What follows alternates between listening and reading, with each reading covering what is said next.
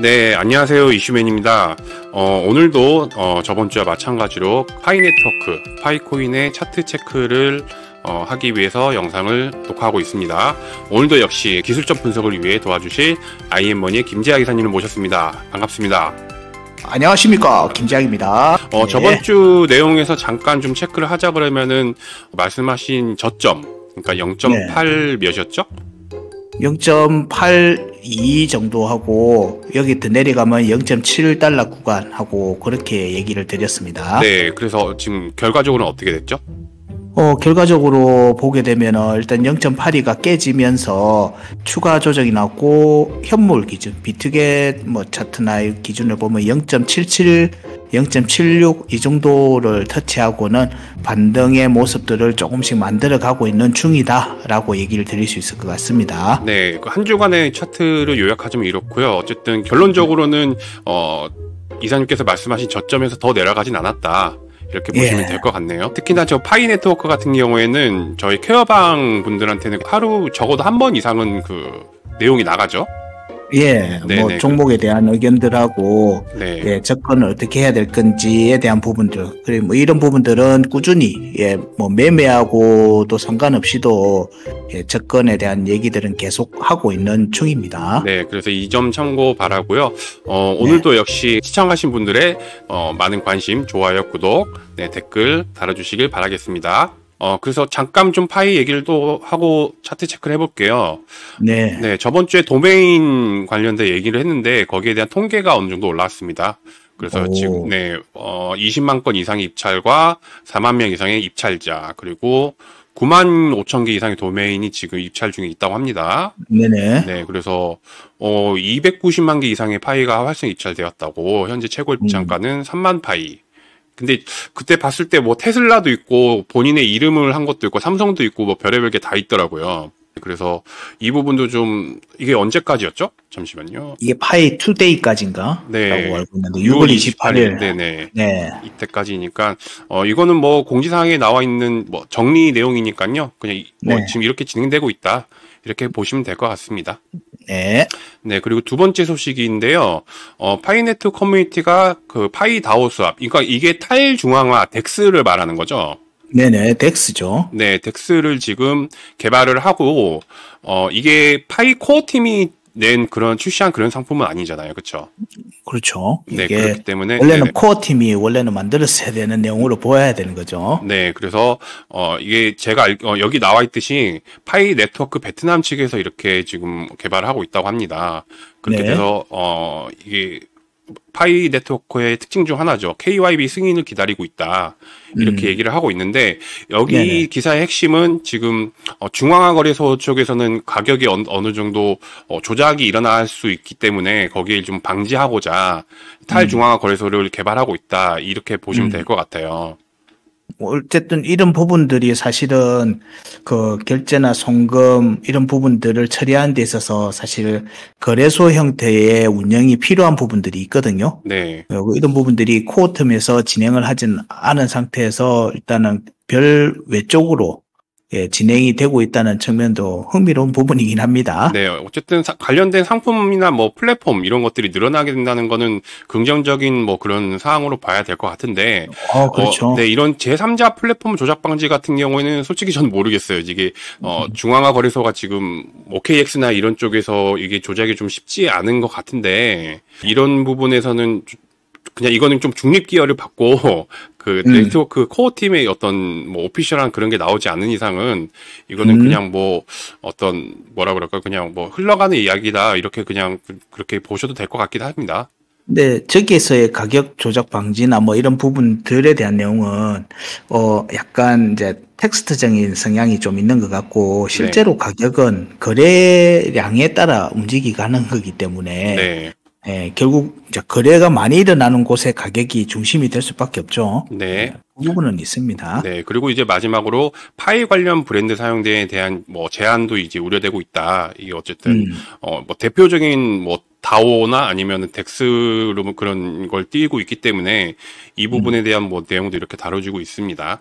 다음 소식입니다. 이게 그 코인마켓캡에서 나온 기사였습니다. 일주일 네. 전에 나온 건데, 텔틱이라는 어떤, 소셜 어플리케이션 플랫폼 이런 게 있더라고요. 네네. 거기서 이제 사용하는, 파이코인과 USDT를 사용할 수 있는 비자 카드를 출시할 계획이라고 이렇게 발표한 기사가 있었습니다. 네네. 그래서 이게 비자 카드라고 해서 좀, 이게 뭐, 혹하시는 분들도 계실 것 같은데, 네네. 정확히 말하면 이제 파이코인과 비자 카드가 뭐, 직접적으로 협업하는 그런 건 아닌 거잖아요. 네, 그렇게 연결되는 건 아니고, 네. 여기서 얘기되어 있는 분산형 소셜 네트워킹 요 플랫폼에서 네. 결제 관련돼 있는 부분들을 진행을 할 때 네네. 여기가 비자 카드의 가맹점처럼 진행을 하겠다는 얘기고, 네네. 거기에 파이코인도 상장이 돼서 네. 스왑이나 뭐 여러 가지를 통해서 같이 같이 진행할 수도 있다라는 내용이니까, 네. 그렇지만 이게 파이코인이 직접 안 했다라고 해서 뭐 안 좋다 뭐 이런 게 아니라, 네네. 어쨌든 사용이 활성화되는 측면들에 꾸준히 노출되고 있다는 거, 네. 유동성을 확대시켜 나가는 측면에서 파이코인이 이제 비즈니스 모델을 짜는 곳에서는 굉장히 주목을 받고 있는 상황이다. 뭐 네. 이런 정도로 해석하면 될 것 같아요. 네, 파이코인은 현재 지금 가장 큰 장점이 그 결제 솔루션이라 할 수 있잖아요. 네네. 그렇기 때문에 이렇게 결제 네트워크와 자연스럽게 올라가는 것은 뭐 비즈니스 확장 측에서 좀 긍정적인 면이라 볼 수 있겠네요. 네네, 그렇게 보시면 될 것 같아요. 네, 그리고 이렇게 어느 한 플랫폼 아니면은 프로젝트 온보딩 되는 게 좀 한 뉴스가 하나 더 있습니다. 이게 좀 네. 네트워크, 텔레그램과 이제 파이 네트워크가 지갑이 통했다는 그런 기사입니다. 네. 이게 암호화폐를 접근하신 분들은 텔레그램은 굉장히 좀 흔한 그 메신저 중에 하나거든요. 네네. 네, 그리고 제가 알기로는 거의 지금 전 세계에서 여기 나와 있는 월간 사용자가 10억 명이 넘는 엄청난 메신저고, 네네. 그리고 이쪽 그 텔레그램 측과 연결된 또 코인도 있지 않습니까? 톤코인이라고. 그렇죠. 네, 거기 그런 만큼 지금 텔레그램 메신저 안에서 지갑이 어느 정도는 활성화가 되어 있는 상태입니다. 거기에 네네. 이제 파이 네트워크가 올라가서 제가 잠깐 봤는데 파이 네트워크가 지금 검색이 되긴 하더라고요. 근데 네. 텔레그램 지갑을 통해서 이걸 지금 아직 전송하고 받는 그런 정도는 아니고, 그리고 USDT로 그냥 쉽게 구매할 수 있는 딱 그 정도 단계에 올라 있더라고요. 그렇죠. 앞서 얘기했던 그 소셜 플랫폼, 네. 거기서의 이제 상장 관점하고 비슷한 내용으로 보시면 될 것 같아요. 정상적으로 결제를 한다는 거는 우리가 파일을 주면은 정상적으로 그쪽에서 파일을 받고 결제하는 거를 대부분 생각을 하시지만, 네. 기존에 지금 플랫폼에서 돌고 있는 시스템은 그런 시스템이 아니기 때문에, 그거를 원하면 사실은 파이 관련돼 있는 코어 팀에서 그 프로젝트를 위한 뭐 지갑과 덱스, 스왑을 하기 위한 이런 부분들이 같이 진행이 돼야 되는데, 뭐 이런 부분도 부분까지 있고요. 네. 예. 덱스나 새로운 플랫폼 출시라던가, 그렇죠. 네, 예, 새로운 뭐 요거 결제 솔루션이라던가 뭐 그런 거 말씀하시는 거잖아요. 예, 근데 네. 그 앞에서 기사에서는 그거를 코어 팀에서 만든 게 아니었잖아요. 네. 그래서 사실은 그런 류가 코어 팀에서 만들어지면서 그 지갑 파이 코인이 주가 돼 있는 상태에서 다른 종목들도 여기에 같이 스왑될 수 있는 형태로의 비즈니스 확장 모델이 파이 코인이 앞으로 나가야 될 방향성이라고 보는데, 지금은 그 정도까지는 아니고 일단은 기존에 지금 많이 활성화되어 있는 앱들 있죠. 네. 그 텔레그램 같은 곳에 네. 이제 상장이 돼서 지갑 안에서 스왑이 될 수 있게끔 노출이 네. 꾸준히 되고 있는 상황으로 가는 거니까 이건 역시 나쁘지 않은 거거든요. 맞습니다. 제가 봤을 때는 네. 적어도 이 기사보다는 네, 텔레그램과 어느 정도 이제 좀 연관이 이제 됐다. 네, 텔레그램 거기 톤코인 월렛에 파이 네트워크가 올라가 있다. 이게 좀 더 의미 있는 기사라고 저는 보입니다. 예, 그래서 위에서 타이틀도 보면 거래소 미상장에 대한 부담 뭐 네. 이런 부분들 얘기 나오는데, 지갑이 네. 거래소 역할을 하는 거죠. 네. 예, 그래서 거기서 만약에 비자 카드를 쓸 수 있다, 혹은 마스 카드를 쓸 수 있다라면은 파이코인이 거기서 쓰이는 이제 대체 통화로 전환이 돼서 같이 네. 진행을 할 수 있는, 그래 협업이 진행될 수 있는 형태가 만들어지고 하고 있는 중이다. 뭐 이렇게도 해석이 될 것 같아요. 이제 막 스타트를 끊었다 이렇게 보시면 될 것 같습니다. 네. 네, 저 그러면 파이 얘기는 여기까지 하고요. 자, 그러면은 네. 차트 체크 해보도록 하겠습니다. 네. 자, 지난주에 진행했던 차트 체크에서는 우리가 체크 포인트를 뒀던 게 1달러 이탈 시, 그 다음에 1달러 지지 유지 시라고 했는데, 이때 1달러 아래로 이제 내려오는 모습으로 지난주와 이번 주 움직임이 계속 지속이 되었습니다. 그러면 그 일주일 이상. 결론적으로는 하락- 1달러를 이탈을 했다는 거잖아요. 그렇죠. 지지 유지를 그러면서 못하고. 네네. 예, 0.8달러와 0.7달러 구간대까지 지지 테스트가 지금 현재는 이어진 상황이거든요. 네. 예, 그래서 요 부분들은 일단은 지금 1달러가 깨졌기 때문에 폐기. 네. 예, 이건 지금 고려할 사항이 아니고, 그러면 지금 현재 시점에서 반등세가 유효한지 이런 과정들을 조금 더 살펴봐야 되겠죠. 그 부분을 이게 지난주까지 얘기였잖아요. 그렇죠. 네. 그래서 이번 주 움직임에 대한 내용들을 같이 정리를 해보면요. 이번 주는 체크 포인트가 우리가 지금 앞서 얘기했던 0.7달러와 0.8달러 여기서의 지지는 저점 구간이라는 거에 대한 의견은 여전히 유효하다고 보고 있고요. 네. 그러니까 여기서는 저점일 것 같다. 저점으로서의 움직임이 나온다라고 보는 거고, 이 저점이 이제 최종 확정이 되는 과정이 있습니다. 네네. 시장에서. 네. 이게 보통 이제 더블 바텀이나 쌍바닥이라는 형태로 차트 모양이 만들어지거든요. 네네. 이 과정에서 우리가 주목해서 봐야 되는 부분들은 0.871달러 회복 시에 이게 저점이 확정이 된다라고 볼 수 있다는 겁니다. 0.71달러 회복을 한 다음에 종가로 회복을 하면 네. 여기가 저점으로서 동작하는구나라고 이해하시면 될 것 같다. 그러면서 이제 그 더블 바텀이 형성이 되는 거고요. 그렇죠. 네. 이 과정이 이제 4월 10일까지의 흐름이 될 것 같다. 그래서 첫 번째 여기서의 내용은 뭐냐면 앞에 지금 현재 저점을 확인했으니까 이렇게 쫙 빠른 상승이 나오기를 대부분 기대를 하지만 그러면 좋겠지만 움직임, 네네. 보통은 이 시장에서의 저점 확인하는 과정이 두 번의 확인 과정을 거치는 게 일반적인 흐름이거든요. 네. 아닐 수도 있지만. 네. 그래서 4월 10일까지는 이 움직임이 보수적인 접근으로 봐야 된다.